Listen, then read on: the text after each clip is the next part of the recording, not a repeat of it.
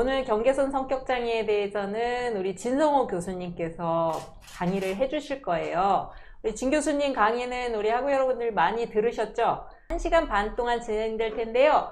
우리 진성호 교수님 먼저 모셔볼까요? 진성호 교수님. 그럼 강의 시작해도 되겠죠?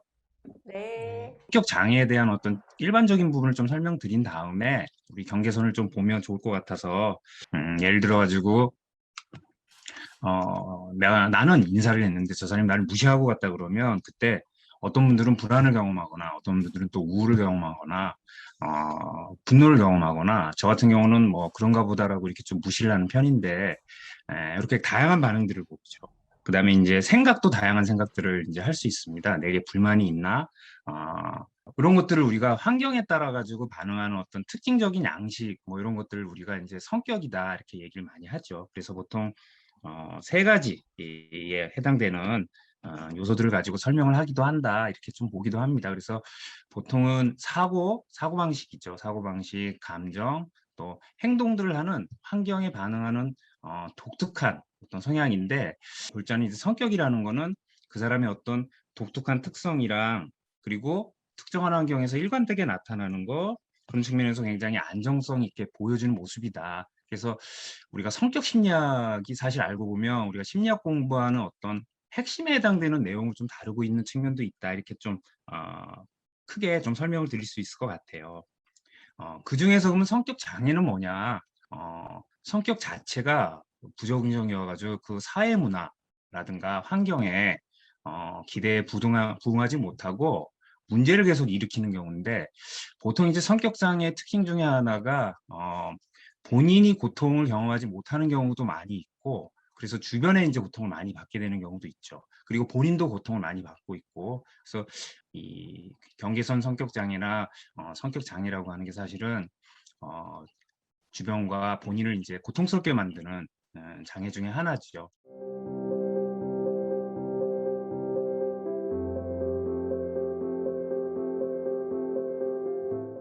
그런 측면에서 성격 장애를 다시 한 번만 좀 정리를 하면 에, 이제 일상생활 가운데 오랜 기간 드러났죠. 그래서 보통은 어, 우리 아이가 말을 안 듣는다 그래가지고 얘는 성격 장애 아동이야 이런 표현은 쓰지 않죠. 그래서 보통 나이로 치면은 만 나이로 한 18세 이상 이후에 이제 보통 진단이 됩니다.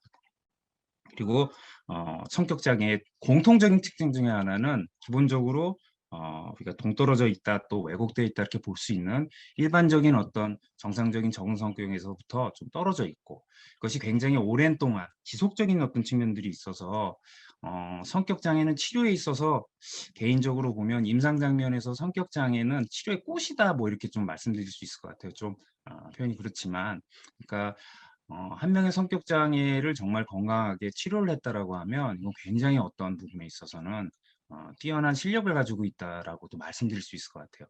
왜냐하면 성격 장애가 되기 위해서는 정말 오랜 기간의 어떤 이렇게 표현이 좀 그렇지만 숙성 과정이 좀 필요한 부분들이 있습니다. 그 얘기는 그 성격을 다시 건강하게 돌려놓는다는 게 쉽지 않은 부분들이 있죠.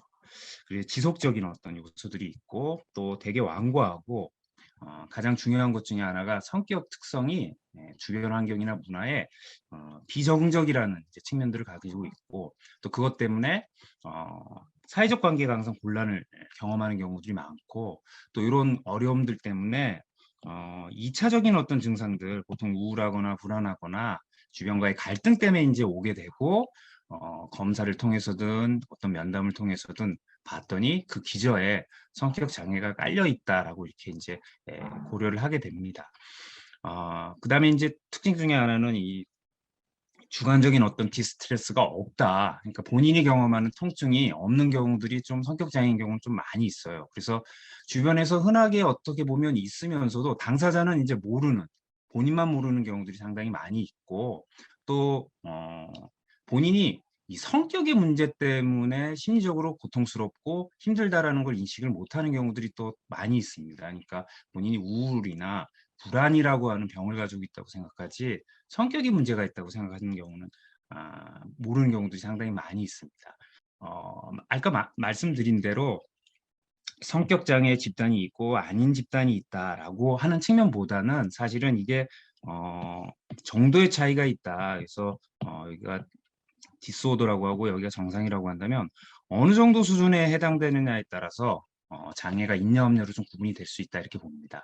그런 측면에서 보면 인간은 누구나 기본적으로 이렇게 성격의 문제가 있다라고 이제 볼 수 있다. 그런 측면에서 보면 정상과 성격 장애의 경계라는 게 사실은 없이 연속적인 맥락 안에서 그 정도의 차이로 보는 게 좀 타당하다 이렇게 볼 수 있습니다. 정상적인 사람도 어떤 경우에는 성격 장애의 성향들을 드러내기 때문에 사실은 깊이 있게 조금 이해하지 않으면 그 사람이 성격 장애가 어떤 수준이고 어떤 장애 유형인지 파악하는 거가 좀 간단하지 않은 부분들이 있어요. 그 이유 중에 하나가 이제 지금 말씀드리는 것처럼 정상과 병리가 어떤 연속성상에 있게 되고 이게 이제 초기에 시작되는 측면들이 서서히 병리가 심해지고 나서 본인이 문제인 걸 좀 알게 되죠. 그래서 보통 보면은 30살 정도가 넘어서 이렇게 병원을 방문하게 되거나 외부에 의해서 이제 오게 돼서 파악을 해보면 기본적인 어떤 성격 장애가 문제가 있다는 걸 이제 알게 되는 경우들이 좀 많이 있습니다. 그리고 병리가 점점 시간이 갈수록 성격 장애도 악화되는 경향들로 나타나는 경우가 이제 좀 많이 있습니다. 제가 요 그림은 이제 성격 장애 전체를 이렇게 설명드릴 때 슬라이드로 쓰는 그림입니다. 그림이 좀 잘 나와 있죠. 보시면은 이제 자기를 미워하고 타인도 미워하고 그다음에 프로이트 같은데 이렇게 치료자를 갖다가 예, 미워하기도 하고 아까 김 교수님이 정리 잘 해주셨는데 이상화시킨다 이렇게 표현해서 대단한 존재로 여겼다가 뒤에 또 설명드리겠지만 바닥으로 내팽겨치는 그래서 성격 장애자는 정말 사실은 치료하기가 상당히 어려운 임상가에게는 굉장히 이 지옥을 경험해주는 성격 장애 중에 하나다 이렇게 좀 말씀드릴 수 있을 것 같아요.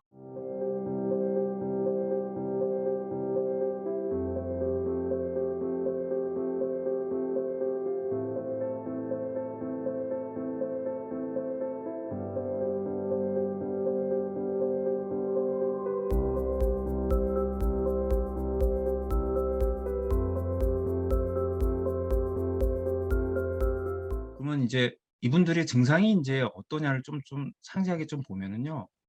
이분들은 이게 이제 항상 위기 상태라고 제가 했는데 언스테이블, 항상 불안정한 상태에 있어요. 이 정서가 롤러코스터를 타요. 그래서 한순간에 기뻤다가 한순간에 슬펐다가 분노했다가 이런 모습들을 보입니다. 그다음에 아까 말씀드렸는데 버림받는 거에 대한 공포가 상당히 많이 있어가지고 자살 신용, 네. 그다음에 자살 행동, 위협하는 거, 논쟁, 굉장한 집착. 예. 그러니까 아이러니하게도 버림받는 거가 두려워서 하는 행동 때문에 버림을 받는 좀 안타까운 측면이 있어요. 요게 연애 감정이나 연애에서 많이 나타나요. 그래서 상대방을 뭐 연애라는 것 자체가 상대방을 이상화시켜야 되는 측면이 있죠. 그렇잖아요. 이게 이제 결혼하면 깨지는 게 이게 프로세스인데 이 폭이 너무 커요. 이상화시키는 이 폭이. 그래서 굉장히 대단한 존재로 했다가 약속 시간을 어기거나 그러면 완전히 쓰레기 같은 남자친구가 된다든가 그런 여자친구가 된다든가 이렇게 평가를 하게 됩니다. 그다음에 기본적으로 정서적으로는 불안감, 우울감, 그다음에 죄책감, 열등감이 있고 이런 것들을 해결하기 위해서 굉장히 충동적인 행동들을 많이 해요. 그래서 돈을 쓴다든가 성적으로 굉장히 문란해진다든가 물질 남용, 보통 이제 외국 같은 경우는 이제 마약이고 한국은 이제 술이죠. 기본적으로 항상 만성적인 어떤 공허감과 외로움을 이제 경험하다. 그래서 안정감을 갖지 못하는 게 기본적인. 그러다 보니까 이분이 뒤에서 한번 설명드리겠지만 주변 환경에 좀 애착을 할 만한 안정된 누군가가 있을 땐 굉장히 정상적인 모습을 보여요. 그러다가 이런 사람과 결별을 하거나 헤어지고 나면 스트레스가 되는 거죠. 엄청난. 그랬을 때 거의 정신병자인 것과 같은 모습들을 보이고 심한 경우에는 이중인격처럼 보이는 해리 증상 같은 걸 이제 나타내는 측면이 있습니다. 자기라고 하는 거, 우리가 정체감이라는 게 있잖아요. 나는 어떤 사람이고 어떤 모습인지 이게 미성숙하고 혹은 파편화되어 있기 때문에 스트레스 상황에서 이것들이 견디는 힘이 이제 약해지는 거죠. 그러다 보니까 변덕이 굉장히 심한 모습들을 보입니다. 그래서 목표라든가 가치도 확 달라지고 생각을 바꾸는 모습들을 보이고 그래서 주변에서 아주 그냥 피곤해지는 모습들을 보이죠.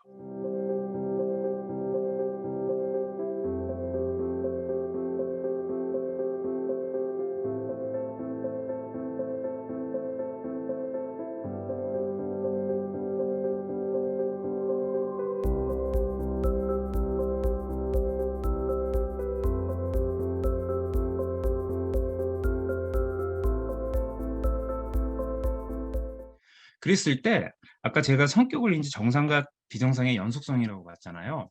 경계선 성격에 경향이 있어요. 그래서 아까 리스트에 나 5개 넘어가는데 그럼 난 성격 장애냐라고 하는데 걱정하지 마시고 우리가 인간이 이런 경향을 가지고 있는 분들도 있다라는 거예요.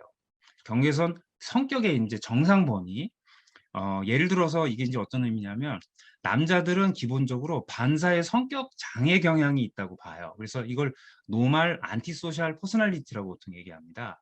남자들 보면 이제 뭐 저를 봐도 그렇지만 규칙을 좀 잘 지키지 않고 그러니까 반사의 성격 장애는 정말 범죄를 저지르는데 건강한 형태의 경향으로 볼 때 남성들이 약간 반사의 성향을 갖는 경향을 볼 수 있고 여자들은 기본적으로 연극성 성격 경향을 가지고 있는 거 봐요. 이걸 노멀 히스트로닉 퍼스널리티라고 이렇게 얘기를 해요. 근데 이게 심해져서 병리적인 수준으로 가게 됐을 때 우리가 성격 장애라는 개념을 갖게 되는 거죠.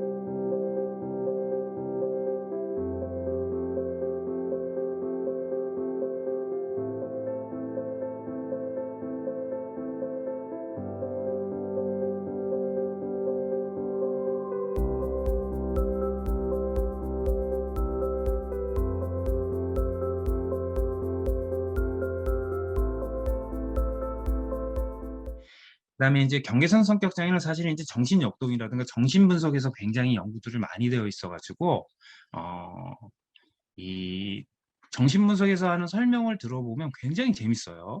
정신병 수준에 해당되는 성격 경향들이 발견하게 되면서 여기 나오는 이제 학자들이 많이 연구했고, 요거는 이제 컨버그가 이런 식의 개념을 요걸 이제 레벨로 볼 수 있는 거죠. 완전히 이제 정신병적으로 붕괴되어 있는 성격 구조를 가지고 있는 거. 그래서 요건 이제 여기 티피칼 전형이 없는 어떤 사이코시스 이렇게 보고 그 윗단으로 약간씩 구조가 만들어질 때 스키조티팔이라고 하는 분열형 성격 경향을 가지고 있는 그런 집단, 그다음에 안티소셜이 있는 거죠. 그래서 이분은 이제 반사의 성격 장애를 굉장히 병리적으로 봤어요. 거의 정신병 수준인. 그래서 여기 보시면 이제 심각도의 수준이고, 요거는 이제 성격이 조직화되는 수준이다. 그래서 가장 꼭대기가 정상적인 어떤 레벨에 해당되는 상태라면 가장 밑은 극단적인 형태인데 이게 이제 정신병 수준에 해당이 되죠. 그러면서 경계선 중에 이 구조가 조금 덜 완성되어 있는 이 정신병 완전히 붕괴되어 있다면 걔는 로우 보더라인 퍼스널리티로 조직화되어 있는 단계가 요 레벨에 해당되는 단계에 해당되는 장애고, 그 다음에 높은 수준에 요거는 이제 경계선이라고 하는 성격 장애를 이 레벨로 설명한 겁니다. 그 위로 올라가면서 이제 거기 이렇게 좀 걸쳐 있는 파라노이드도 그렇고 나르시즘도 그렇고 올라가서는 사도매저키즘 이렇게 가가지고 이제 신경증 레벨로 가면 강박, 우울, 그다음에 히스테릭 뭐 이런 식의 이제 구분을 봅니다. 이렇게 보면 정신 역동적 측면에서 보면 성격의 구조가 파편화되어 있어서 올가나이징이 덜 되어 있는 어떤 수준에 해당되는 게 경계선이다. 이렇게 좀 설명을 하게 됩니다. 이분들이 기본적으로 성격 장애의 원인이라기보다는 이제 어떤 증상에 좀 가까운데요. 원시적인 방어들을 많이 사용한다. 원시적 방어면 보통 이제 정신병적 증상을 가지고 있는 분들이 보이는 방어인데, 여기 나오는 게 이제 이상화와 평가절하라는 거죠. 우리가 양육자가 전부잖아요, 아이한테는. 이때 이제 아이가 이 유아기의 환상을 갖게 되는데, 내 엄마가 나의 이상적인 어떤 존재다, 이런 사유를 한다라고 보지는 않고요. 이런 식의 어떤 환상들을 갖는다고 봅니다. 그래서 자기가 불완전하다는 걸 견디기 어려워질 때 이제 융합하려고 하는 거죠. 그 대상과 하나가 되려고 하는 거. 이런 형태가 성인이 돼서도 그대로 나타난다고 이제 보는 거죠. 예. 그래서 여기 나와 있는 것처럼 이렇게 부풀려 놨다가 한순간에 이렇게 그냥 바람을 빼는 형태의 모습들로 나타나는데, 이상화시킬 때 이런 대상과 융합하려는 우리가 환상들을 갖는데, 그런데 그런 대상이 없죠. 그러다 보니까 평가절하는 이제 동전 양면처럼 따라오는 거죠. 예. 이게 이제 너를 띄는 거예요. 그리고 요게 자기 자신 안에도 들어가 가지고 어떨 땐 굉장히 대단한 사람으로 본인이 생각했다가 자기를 완전히 쓰레기로 취급하면서 자해하는 형태로 가는 거죠. 요 패턴이 나타나는 거고, 요 평가절하와 이상화의 방어 기제는 자기의 성격을 가지고 있는 이 성격 장애에서 동일하게 좀 나타나는 걸로 좀 봅니다. 프로젝션은 여러분 많이 들어보셨을 거예요. 우리가 이제 전이라고도 하고 투사라고도 하는데, 이죠. 이 내면에 있는 거가 밖으로 나와가지고 치료자한테 이렇게 전달이 되고, 치료자가 이 사람이 보는 요거를 그대로 행위로 나타나는 거로 돌려줘요. 이게 투사적 동일시예요. 그러니까 이거 견디기가 상당히 어려워요. 그러니까 뭐 이런 거죠. 여러분을 누가 정말은 대단한 사람이라고 계속 이렇게 얘기를 해주는 거예요. 선생님은 정말 대단한 치료자예요라고 이렇게 막 합니다. 이상화시키는 거죠. 그럼 치료자가 거기에 자기 동을 이렇게 들뜹니다. 무의식 중에. 따라가게 돼요. 예. 그러다가 어느 순간에 내동댕이 치는 거죠. 완전히 내 마음을 몰라주는. 그래서 이게 부정적인 형태의 어떤 전이죠. 죽 끓는 이런 변동에 흔들리는 경우들입니다. 그래서 굉장히 골치 아픈 대표적인 방어 중에 하나다. 부인이라든가 헬이 행동화. 행동화라고 하는 게 이제 우리가 액팅아웃이라고 하죠. 예. 그래서 요거는 언어화되고 감정으로 표현이 되고 이렇게 상징적으로 나와야 될 것들이 성적 행동으로 나타난다든가 폭력적인 행동으로 나타나는 우리가 액팅 아웃이라고 합니다. 그다음에 이런 식으로 이제 요거는 이제 취약성 스트레스 이론이죠. 이렇게 설명하기도 합니다. 태어나기를 약간 취약성을 가지고 있고 불안정한 가정 환경에서 충동 조절이 실패하거나 정서 조절이 실패하고 부모들이 불안정한 요구 사항들을 하고, 특히 이 학대가 여성이 많은 것 중에 하나로 성적 학대에 대한 부분을 언급을 많이 해요. 그래서 이 나이 어린 시기에 또 성적 어떤 이 부분을 감당하지 못하기 때문에 이런 상태에 있을 때 보통 이제 해리 증상들을 많이 보이죠.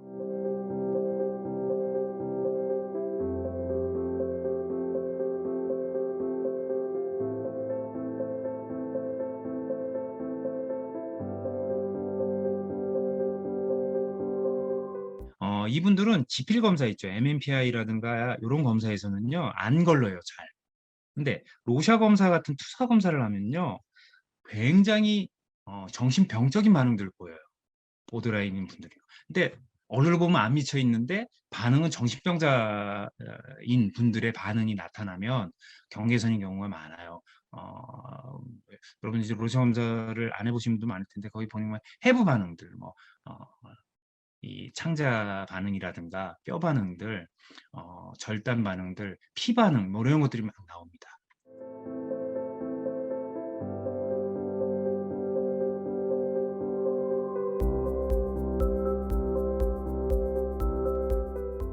자, 경계선교는 치료는 어떻게 하느냐?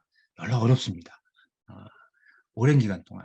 제가 그 아론백 책의 인지치료 책을 공부할 때 이렇게 봤을 때 BPD 부분을 이렇게 넘기다가 이렇게 표를 보는데 치료 기간 8년, 이 표에 보면 영어로 뭐 되긴 돼요. 치료 안 되면 이렇게 적혀 있는 것 때문에 좀 인상적이어가지고 다른 내용은 다 까먹었는데 그거만 기억나요. 이 경계선 성격장애 굉장히 치료가 어렵다. 예. 그래서 처음에 보면 보더라인인지 구분하기가 힘들어요. 일반적인 경우에는 멀쩡해 보입니다. 근데 이게 상담을 하고 시간이 가면 갈수록 점점 뭐예요? 환자가 라포가 형성이 안 돼요. 슬슬 빠져나가고 내 노력에 비해서 이게 안 되는 경우는 점점 복잡해져요. 그러다가 이제 이 사람이 경계선 구조를 가지고 있다는 걸 잘 알게 되죠. 그래서 치료 동맹을 맺는 거 상당히 어렵고, 그러니까 동맹이 어렵고 이게 강제로 오는 경우가 아닌 형태에서 치료를 받고 자기 고통 때문에 이렇게 하는데, 그 문제에 있어가지고 치료자가 메인이 되는 중요 다이나믹이라고도 얘기하고 문제를 얘기하기 시작하면 안 와요, 그냥. 그때 이제 좌절감을 많이 느끼죠. 평가절하의 느낌을 줍니다. 그리고 증상이 좀 덜한 경우에는 치료가 효과적인 것도 이제 보고가 되는 부분도 있다라는 거예요. 예. 그러다 보니까 이런 병리들이 치료 상황에서 그대로 나타나니까 치료자를 들었다 놨다 어쨌든 이제 슈바이처 박사로 만들어 놨다가 어때는 바보로 만들기도 하고요. 그다음에 치료자한테 죽겠다고 위협하기도 하고 자해하기 행동을 보이기도 하고 자랑스럽게 이렇게 보여줘요. 내가 팔을 그었다고. 예. 그러다 보니까 치료자가 이 역전의 감정을 상당히 많이 느낄 수 있어요. 과도하게 돌보고 싶다든가 정말 안 왔으면 하는 예, 다른 치료자에게 가는 이런 것들하고 그래서 치료 회기가 두려워집니다. 환자가 무서워지기 시작해요. 그러다 보니까 퇴행할 때는 가난하기처럼 돼 있고 계속적인 관심을 요구하고 이거에 지속적으로 이제 대응해야 되니까 이 소위 말해서 개인적 경계죠. 치료자로서의 경계를 유지하기가 굉장히 어려워서 실패하는 야기하는 경우도 있다. 그래서 상당히 어렵다. 그 다음에 같이 나타나는 장애의 중요성도 무시될 수 없다. 그래서 같이 봐야 된다라는 거예요. 또 하나만 가지고 보기 어렵다. 예. 그래서 치료자가 초기 과정에서 이렇게 상담이 시작되기 시작하면 이제 붕괴되는 모습들을 보이기 시작해서 지지적인 모습을 유지하면서 가게 될 때 퇴행이 가속화된다고 합니다. 그러면서 굉장히 격렬한 대인관계의 패턴이 치료관계에서 나오기 때문에 치료동맥이 굉장히 필요하다. 이걸 같이 견뎌나가는 형태로 예, 해야 되고 또 하나는 실제로 자살 제스처라고 하는데 이것이 성공하는 경우들이 있기 때문에 자살 가능성이 높다고 하면은 이 입원에 대해서는 적극적으로 권유해서 좀 안정된 숨이 줄어든 상태가 되면 다시 이렇게 좀 상담을 하거나 치료를 하게 하는 형태로 이제 접근을 하게 됩니다. 이거는 이제 다른 치료에서도 동일하게 나타나는데요. 이 치료의 응집성이라고도 하고 인듀어런스라고도 하는데 경계선 성격 장애 환자는 치료자가 다른 치료를 아니라 이렇게 안정된 거니까 일정하고 무던한 태도를 꾸준하게 유지하는 어떤 능력이 상당히 필요합니다. 적극적인 어떤 치료적 태도를 가져야 되는 거, 분노에 대해서도 잘 수용해야 되는 거, 그다음에 뭐 자기 파괴 뭐 직면하는 거, 그다음에 이분들이 감정과 사고가 이렇게 분리가 잘 안 되어 있는 부분들이 있기 때문에 이걸 잘 분리시켜 주는 거, 그다음에 환경을 제한한다라고 하는 측면은 치료 세팅에 스탠다드한 정해진 시간과 장소 외에 어떤 뭐 카톡이라든가 이런 것들은 안 하는 굉장히 엄격한 형태의 태도를 이렇게 보여요. 그러면서 일관된 모습을 이제 가는 거죠. 예. 그리고 중요한 역전의 감정, 이 감점이 아니라 감정입니다. 감정을 지속적으로 이제 관리하면서 하나씩 그 정서와 행동들에 대한 의미들을 해석하고 안정감을 주는 형태로 이제 접근을 합니다. 그러다 보니까 우리 이 다양한 형태의 치료들이 있는데 예, 컨버그라든가 이런 컨버그는 약간 부정적인 측면도 좀 가지고 있습니다. 코엇이라는 분이 굉장히 좀 지지적인 맥락으로 좀 가지고 있어서 예, 이렇게 뭐 디테일한 치료들은 기회가 되면 나중에 한번 하고요. 루니아라는 분이 DBT라는 게 이제 BPD를 대상으로 해가지고 만든 그래서 거기 안에 보면 이제 대인관계 기술도 가르치고 마음 챙김 명상도 있고 뭐 다양한 형태의 접근 방법들 해요. 그리고 필요한 경우에는 이제 약물을 사용하기도 하는데 약은 이제 증상을 잡아주는 형태고 성격 장애는 기본적으로 성격 구조의 변화를 이끌어 나가는 형태이기 때문에 접근 방법을 되게 다양하게 합니다. 행동 치료를 하고 그래서 이걸 보통 이제 이 포텐셜 페어링 뭐 이렇게 표현하는데요. 두 개의 치료를 같이 하기도 해요. 그러니까 분석을 하면서도 행동 치료를 하기도 하고 혹은 요거를 초기에는 역동적인 접근을 한 다음에 행동 소단위에 대해서는 행동 치료를 하기도 하고 그 다음 세션에는 인지 치료를 하기도 하고 한 사람이 다 하기는 어렵죠. 성격이 바뀌기 어려운 게 이게 아까 실체가 있는 게 아니라 구조 관계에 다이나믹이 엮여 있기 때문에 하나를 바꾼다고 해가지고 전체가 바뀌지 않고 원위치로 돌아가는 경향들이 있어서 굉장히 오랜 기간 꾸준하게 해야 되는 측면이 있다. 그럼에도 상당히 어려운데 변화되는 경우들도 상당히 많이 있고 증상의 완화만 와도 상당히 자해 행동만 줄어들기만 해도 상당히 성공적인 치료다라고도 또 볼 수 있습니다. 그래서 요거는 이제 제가 성격장애 강의할 때 쓰는 주차장 하는 파킹하는 거를 보면 여기 보면 이제 여러 종류가 있는데 여기 5번에 해당되는 게 요게 이제 보더라인에 해당되는 주차 방법이다. 그래서 이렇게 딱 타인의 애착을 형성하면서도 엉뚱하게 이렇게 대놓는 모습 이렇게 좀 볼 수 있습니다. 11번 같은 경우는 이제 스키소티팍이죠. 우주선 타고 있는 좀 잘 설명이 되어 있는 부분이 있어요. 그래서 이 경계선을 왔다 갔다 하는 형태의 성격 장애다 이렇게 좀 설명드릴 수 있습니다.